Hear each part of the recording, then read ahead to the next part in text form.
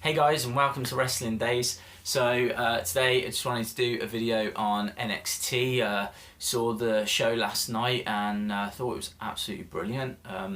They are just putting out strong show after strong show, but then they've got the talent to do that. The main roster's got the talent as well, but unfortunately it gets watered down by some characters that just struggle to connect. I think if WWE just had a good sweep through, got rid of some of that talent that doesn't connect on the wider scale, then it might start to look a little bit more like NXT. Prime example of this, first two teams to come out. Who else thought that this was going to be soft against American Alpha?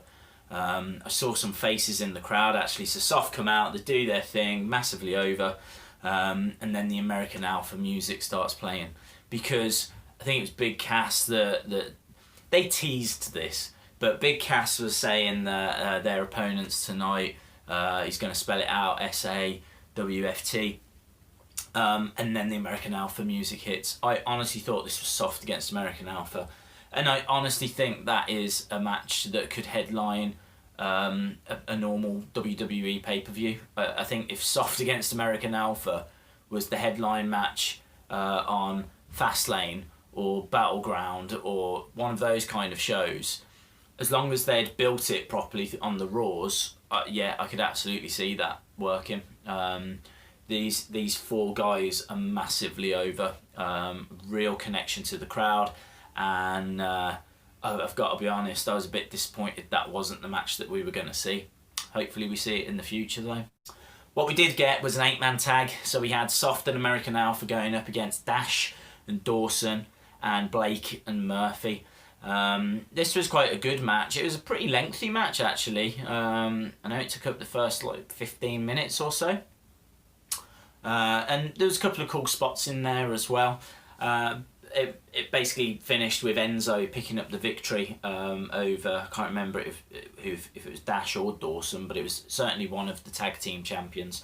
And they were kind of teasing that, you know, Enzo's just pinned one of the tag team champs, and at this point, I don't think Soft are going to get the NXT tag team titles. Surely their call up is going to come sooner. So, but American Alpha should. And in fact, next week it was announced that it's American Alpha against Blake and Murphy. Now I can't recall if we've already seen that match. I'm sure we have, because I know they've been working through previous NXT tag team champions. So we'll have to see. We'll have to see what comes of the tag team division. It's certainly in strong health at the moment, but all eyes for me are on when Soft get called up and American Alpha. When are they going to get their NXT tag team championship match? Next we had for me one of the best demonstrations of pure wrestling I can ever recall seeing. It was Dianna Perazzo against Asuka. Now Perazzo was actually knocked out a couple of weeks ago by Asuka, and this was the rematch, if you will. Perazzo's also not achieved anything in NXT.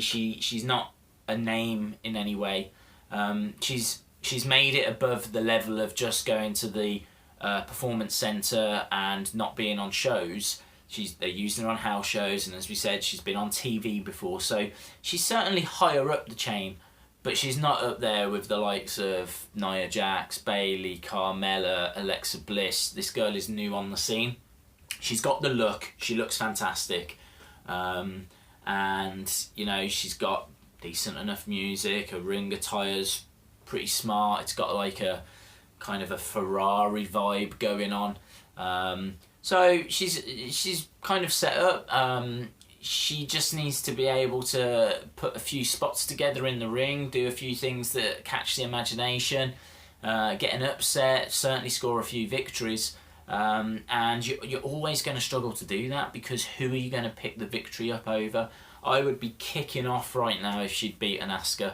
Asuka is, for my money, the best wrestler in the whole of WWE. I don't think there's a better wrestler, man, woman or child, that is better than Asuka. And in fact there was a sequence in particular in this match that really demonstrated that. There was an ankle lock that Asuka had applied, and it was mean looking. She'd really twisted it around. She managed to then turn that into a German suplex, and then managed to turn that into an armbar. This sequence of moves was just so fluid.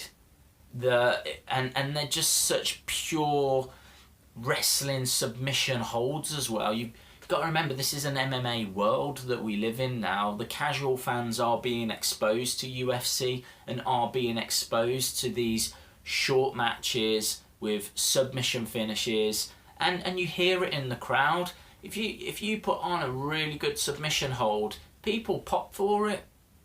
It's really bizarre, because that's not where wrestling was 20 years ago. In fact, I remember when Bob Backlund came back for his second run in the company, mid-90s, against Bret Hart. He was a pure wrestler, purest of the pure, and his finisher was crossface chicken wing, kind of like a sleeper hold, and people weren't popping for that. People liked Bret because he was a wrestler and could do it in the ring, but Bret had a bit of showmanship about him.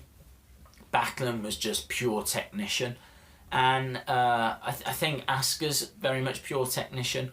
She shows off by just putting these sequence of moves together better than anyone else. Asuka wins, devastating blows, spinning elbows to the head, basically knocks the girl out, pins her, picks up the victory.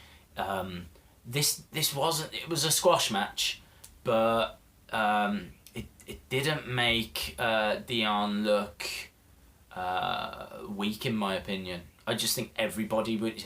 Asuka's the Brock Lesnar of the women's division. Dianna will live to fight another day. Next announced was Bayley and Carmella against Nia Jax and Eva Marie. It makes perfect sense following what happened last week. And I love the fact that NXT have announced this a week in advance. With Raw again, just to draw the comparison, we're starting to see more announcements for SmackDown. So obviously last week it was announced that Lesnar would be on SmackDown. But we don't ever see any announcements for what's coming on next week's Raw. That's certainly something I think they could take from NXT. Next up was the worst match of the night by a country mile, and that was Ty Dillinger against Alex Riley. I actually like both of these guys. I think that Alex brings a real intensity, but I do think that a comment that Corey Graves made was bang on the money, and that was that Alex is the kind of guy that retweets compliments that he receives, and he very much was that way. He's always been passionate, but he's always just been too clean cut. Now he's starting to bring a bit more of an edge to him, but he's just not. Where's he going to pick up the wins again? This is the same problem. Who's he going to beat? All this talent that's around him is young and they've got their futures ahead of him, and unfortunately he's, I think they said, been in the business for about 8 years now, and he finds himself in NXT. I worry about him because I think he is good and I think he does deserve better than what he's got, but where's he going to get his victories from? I mean, they didn't even put him over Ty Dillinger, and Ty Dillinger has done nothing really to this point. Great gimmick from Ty Dillinger, the 10 count, the perfect 10. I'm absolutely into it. I think that he is, someone who could be one for the future, and I think that he's very underrated. There was nothing in this match, though, that I saw from either of those guys that made me excited to see them again. It was disappointing, in truth. Really take Ty Dillinger's 10 gimmick away, and there was nothing memorable. In fact, also, just before we move on, the roll-up that Alex Riley did for the victory was awful. He didn't even have Alex Riley's arms properly pinned down by his legs, so it looked to me like Riley could very, very easily have kicked out. It was just bad. Loved the Baron Corbin promo. He went up to William Regal and said that he will basically be looking for redemption because Regal wouldn't put him in tonight's main event. I think this is the right move. If they're not going to use Corbin for the title picture, they're going to have to do something pretty much equally as interesting for him, because like it or not, he is, one of the best heels down in NXT. And I think going after Regal is brilliant. I'm proper on board with this, and I'm really intrigued to see where it goes. So that's definitely a story that I'm interested in seeing develop. And then to the main event. Well, main event was breathtaking, action-packed, hard-hitting, all the usual words. It was Sami Zayn against Samoa Joe, and it was pretty much everything you would hope to see. Really strong match. Really enjoyed it, and loved the finish. I think I've seen a few people saying they didn't, but for me, it's it's a story, and we're meant to be on this journey.